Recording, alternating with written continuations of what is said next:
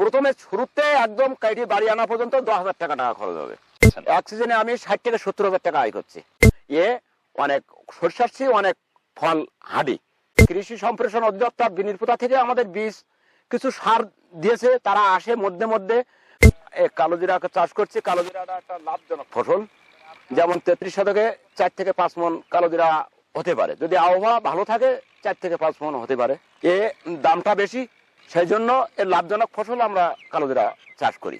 এখানে 33 শতক বিঘা, বর্তমানে 2 বিঘা জমিতে কালোজিরা চাষ করি। 1 বিঘা জমিতে কালোজিরা চাষ করতে চাষের থেকে মানে মোট প্রথমে শুরুতে একদম কাইটি বাড়ি আনা পর্যন্ত 10,000 টাকা খরচ হবে। এর মধ্যে সার, কীটনাশক, মানে জোন আর যা লাগবে সব ওর ভিতরে। 1 বিঘা জমি থেকে 40 থেকে 45,000 টাকা কালোজিরা বেচা সম্ভব।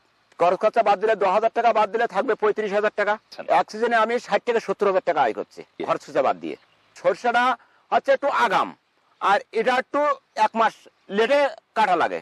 আর সরষার হিসাব হচ্ছে সরষা হয়তো হাইরেস্ট হলে 6 মন হলো বিঘাতে, তাতে আমি দর পাচ্ছি এখন 3,000 টাকা মন। তাহলে 6 মন 3 6 18,000 টাকা বিক্রি, ওতেও 10,000 টাকা খরচ। মানে একদম বোনার থেকে ধরে কাটা পর্যন্ত, বাড়ি নিয়ে যাওয়া পর্যন্ত, মলা পর্যন্ত 10,000 টাকা খরচ দিয়ে দেবে। কালোজিরাতেও একই খরচ, কিন্তু এর 1 মাস লেট।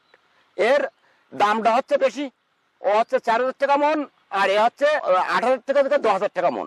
আমরা প্রথম যখন করেছি তখন 10,000 টাকা মন, গত বছর বেচেছি 8,000 টাকা মন। এটা 4 মাস টোটাল, এটা 4 মাসের ফসল, 4 মাসের ফসল। তো একে আমরা অন্য কোনো ফসল দেবো না, আমরা যাবো যেটা পাট করবো সেই জমিতে আমরা এই চাষটা করবো। সরষা কেটেও আমরা পাটে যাবো, তাহলে আমরা 1 মাস আমার ওখানে গ্যাপ হয়ে যাচ্ছে, আমার তো কোনো সমস্যা না। কালোজিরা চাষের জন্য কোনো মাটি, যে কোনো মাটি হলে হবে, কোনো উঁচু নিচু কোনো বাধা বিভগ্ন নেই, জো হলে চাষ করা যাবে। নিচু জমি যদি হয়, পানি যদি নিষ্কাশনের জন্য আকাশের বর্ষা যদি হয় ভীষণ, তখন পানি নিষ্কাশনের জন্য একটু ব্যবস্থা করা লাগবে। এটা আমরা কার্তিক মাস থেকে অগ্রহায়ণ মাসের ভিতরে কালোজিরা চাষ করি। আমরা প্রথমে এতে ধান করি।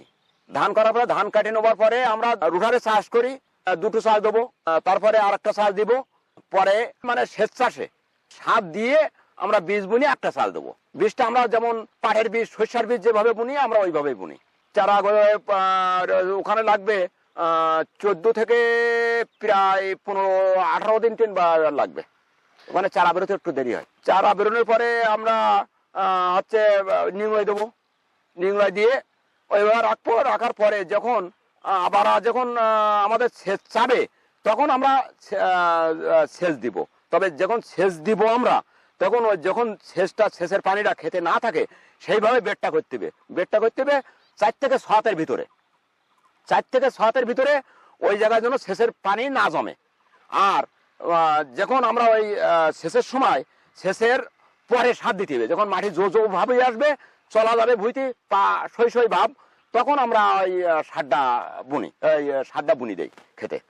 সার দেই আমরা ফসফেট, পটাশ, ইউরিয়া, দস্তা, ইঙ্গো পাউডার, আর হচ্ছে তোমার থিওপিট। আমরা বিঘা প্রতি 20 থেকে 25 কেউ 30 kg phosphate, 20 kg potash, bingo powder bigha প্রতি 500 গ্রাম, আর থিওপিট কেউ 1 কেজি, কেউ 2 কেজি, দস্তা 1 কেজি, কেউ 2 কেজি। এই হচ্ছে সার। প্রথমে যদি আমার এই জমিতে দেখলাম, আমার বোনার পরে দেখলাম যে চারা গজাবে না, তখন আমি ওইভাবে একটা সেচে দিলাম।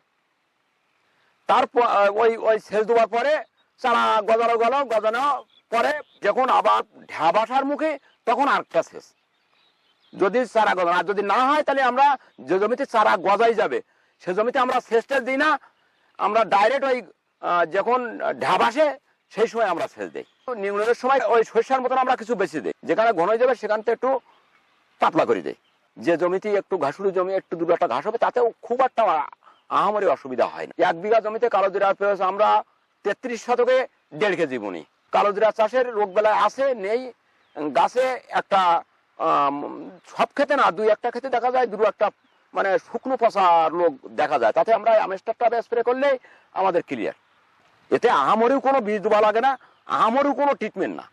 আমরা মাঠ থেকে কালোজিরা হারভেস্ট করি। আমরা সর্ষে যেমন কাঁচি দিয়ে কাটতে হয়, এরকম কাঁচি দিয়ে কাটি।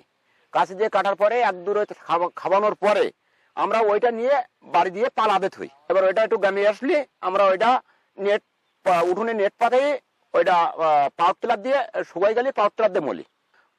ওর গাছ আলাদা করে ওর যে কালো জিরা থাকে তলায় ওইটা এ করি আমরা বাতাসে উড়ালে ওর ধুলা ময়লা পরিষ্কার হয়ে যায়। এ অনেক সরষার চেয়ে অনেক ফল হাঁড়ি, এ চটি যায় না। কৃষি সম্প্রসারণ অধিদপ্তর বিনির্পুতা থেকে আমাদের বীজ কিছু সার দিয়েছে, তারা আসে মধ্যে মধ্যে। আমাদের যদি কেউ যদি সরকারের তরফ থেকে যদি কেউ যদি কৃষকের উৎসাহ দেয় তাহলে তো আমরা তো আরো উৎসাহিত হব।